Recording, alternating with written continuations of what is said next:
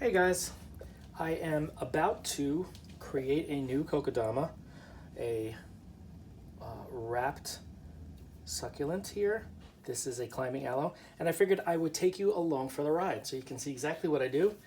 And because I've had so much success for so many years with these now, I wanted to show you and take you through it. One thing that I want to mention is that because these are succulents that I primarily wrap, I wrap all types of houseplants, but my favorite are succulents because they're easier and you can forget about them. They do fine. They don't need a lot of water. The root ball doesn't have to be very big at all. And all I need is sphagnum moss. I'm soaking my moss in here, in this little container here. I don't use potting soil or clay or anything else in the mix for succulents because from what I've experienced, when I do add anything else like that to the mix, or at least to the root ball, and get rid of this root, it doesn't dry out as quickly as I need it to. Because for succulents, they like that wet dry cycle. It's very important. Water the roots thoroughly, let that root ball dry out, and then within a week or 2 weeks, could be even a month, you then will need to water again. So what I'm going to work on right now with you guys is a climbing aloe. I love climbing aloes. These guys survive in no matter what. Like, I could put this in water, it'll start rooting. I could put it in soil, it'll start rooting. I could put it in moss, it'll start rooting. It just wants to live. So I love putting these in moss wraps in kokedama, and I'm going to do it right now. So I'm going to take a handful of this moss. I like to remove all those roots that are included in this moss. Even though this is high quality moss, there still are some twigs, some roots. I like to remove all that stuff because it might leave too many gaps in between when the plant is going to be rooting through that medium. So I like to remove it, squeeze out all the moisture, and it's almost, not, I don't want to say like Play-Doh, but it kind of holds its shape. You know that's a good moisture right there. It's not too waterlogged, but it's not too dry that it falls apart immediately, except for that piece. So I'm going to make a little opening here. I'm going to put my climbing aloe into there, cover the roots completely, make sure that it's in the center of what will be the root ball because I like it to be symmetrical. And now I will begin to take my yarn and start wrapping. One thing that I like to mention here is that when I wrap with yarn or with twine or with string or with raffia, whatever it is that I'm using, I don't want to wrap it too close. And what I mean by that is I want there to be visible moss between the strands of yarn throughout this root ball. The reason why is because the more exposed moss you have, the quicker it'll dry out. And again, for succulents, as you probably know, they like to dry out between waterings. The good thing about that is the quicker they dry out, the quicker you can water them. Again, you don't have to. You can water these once a week, once every 2 weeks, once a month. They'll be fine. They'll do extremely well wrapped up. As you can see, I'm almost done wrapping because, like I said, I want to make sure that there are those spaces.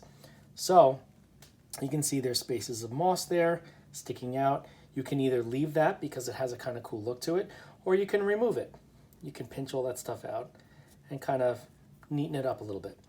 For me, it doesn't matter. As long as I have those gaps, I know that this plant is going to do extremely well. So I'm going to cut my yarn and bring this around. And I have a pencil because that's what I do. I take the pencil and I will weave it in and out of the other yarn that has been wrapped around the root ball. So it will serve as a way to secure it like this, except I don't like to tie off the end of my yarn. It's just a preference. Some people like to tie it off. I like to make a little knot so it's really secure. I don't like to do that. Like, say there's an emergency for some reason. I noticed that the stem is getting soft and getting, it looks like there's some rot going on. I want to make sure that I can just unwrap it quickly and then reuse the yarn if I need to. You may have to sterilize the yarn if there is rot, but I don't like to waste. So this is what it looks like. Those gaps are very important for the root ball to be able to breathe and dry out. And again, the quicker it dries, the quicker you can water. Again, you don't have to. I prefer to have a quick wet-dry cycle because the more wet-dry cycles you have in a period of time, the faster this plant is going to grow. In addition to this, you can either just water with plain old tap water. These guys have been doing fine with just plain old tap water. But also I like to include a very, very mild succulent fertilizer in the water once a month, once every 2 months. They're not very picky. They will grow just fine without any fertilizer, from my experience. I don't know if it's because they're getting nutrients from the moss. I'm not really sure, but they do fine. They do great. So this guy's done. I would just have to find a little container to put him in. But I'll show you some other things that I've done. This one I just did before. This is a candelabra aloe. It's variegated. Small root ball is all you need for succulents. As long as they're able to get their moisture and then dry out quickly, that's all they need. Look at how beautiful this plant is. And very, very unique looking. Now, if I wanted this to be like on a coffee table where people are going to see it, I can wrap it with a different colored yarn, something really unique. You can get some of those really high, I don't know what you'd call it, the yarns that are really, really frilly and very, very unusual. You can do that. And then, or if you want a very rustic look, you can use raffia.